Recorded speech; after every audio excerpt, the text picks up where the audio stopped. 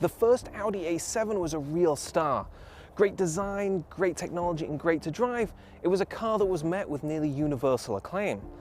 So what I want to find out today is whether this all-new second generation 2019 Audi A7 can live up to the high bar set by its predecessor.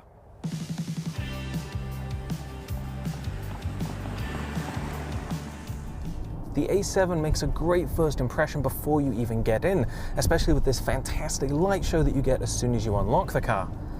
It is a stunner from every angle. Now, some roadshow editors have debated whether they like the look of this second-gen A7 as much as the first version, but I think we all agree that it's one of the best-looking four-door cars on sale today. As before, the A7 is a sportback shape with a very pure and sleek design.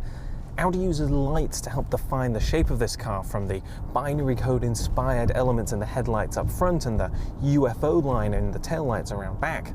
And the tail of the car, the designers told me, was supposed to be inspired by the look of a windswept yacht, whatever that means.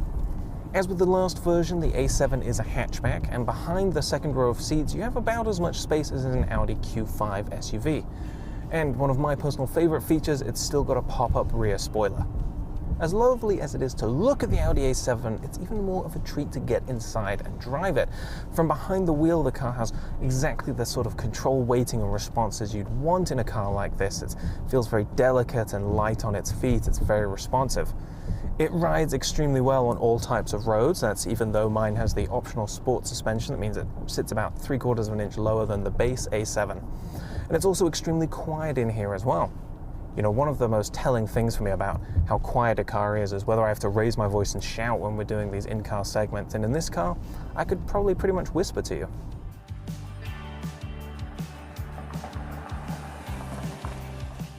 It's quick too, with a 3-litre turbocharged V6 that sends 335 horsepower and 369 pound-feet of torque through a 7-speed dual-clutch transmission.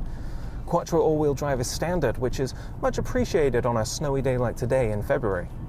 0 to 60 takes just 5.2 seconds, and this engine has so much torque all through the rev range.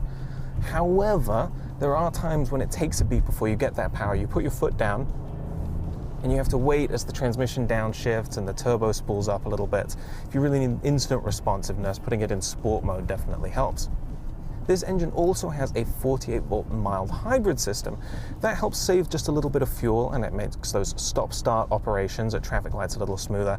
In fact, with that system, this car can actually turn the engine off before you even come to a complete stop at a traffic light. Now, the inside of the Audi A7 is just as gorgeous as the outside. Absolutely adore the design, the open-pore wood, the brushed metal all throughout the cabin. At night, it looks like an Art Deco wonder. There are 30 different colors for all of the interior ambient lighting, although I don't know that I necessarily need a light-up Quattro badge on the dash. I really like these seats. They're incredibly supportive and comfortable. And with this bright, crisp 12.3-inch full digital instrument cluster in front of me, well, I've got all the information I could need right in my line of sight. The dashboard design is incredibly clean and uncluttered. The center stack is canted slightly towards the driver, which I definitely appreciate as the driver. As you can see, there are almost no buttons or switches anywhere inside the cabin. Instead, you control pretty much everything through these two giant touchscreens. Now, there is so much cool new technology, especially with these touchscreens, that I could make an entire video just on that. And in fact, I have. If you want the full rundown on the infotainment systems, be sure to go check out our separate Tech Check video. But because the MMI touch response system is so integral to how the A7 drives, and because we gave it a Roadshow Shift Award, I do want to run you through some of the basics about how it works. At the top is a 10.1-inch touchscreen. This controls all your basic infotainment features. This is things like the Google Maps satellite navigation, the phone calling and radio, all of your vehicle settings. Down below, the 8.6-inch touchscreen you see here runs the climate controls, or when I'm entering an address in the navigation or searching for a phone number, it turns into a writing pad or a keyboard. Now, you may expect that having two big touchscreens in the car is very distracting, but these ones are set up and work so well that I actually think it's one of my favorite in-car systems available today. There's also an incredible amount of active safety technology in the Audi A7. In fact, we also awarded Audi a Roadshow Shift Award for the special advanced driver assist features that are in this car. Now again, you can get more details on all those technologies in our tech check video, but suffice it to say there's an advanced central processor that takes input from up to 24 external sensors to keep you safe while on the road. And of course, the Audi A7 is incredibly luxurious and it's loaded to the hilt with all the features you might expect from a luxury car. Things like that big sunroof, a lovely Bang & Olufsen sound system, heated and cooled seats, wireless phone charging, the list goes on and on. It probably goes without saying though that a luxury car like this doesn't come cheap.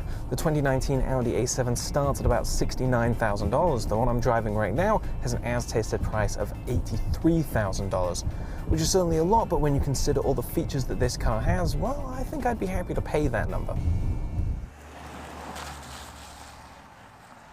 So the 2019 Audi A7 is gorgeous to behold, lovely to drive, packed with futuristic technology, and because it's got all-wheel drive and it's a hatchback, it's even quite practical. If I was shopping for a luxury car today, this is the one I'd want.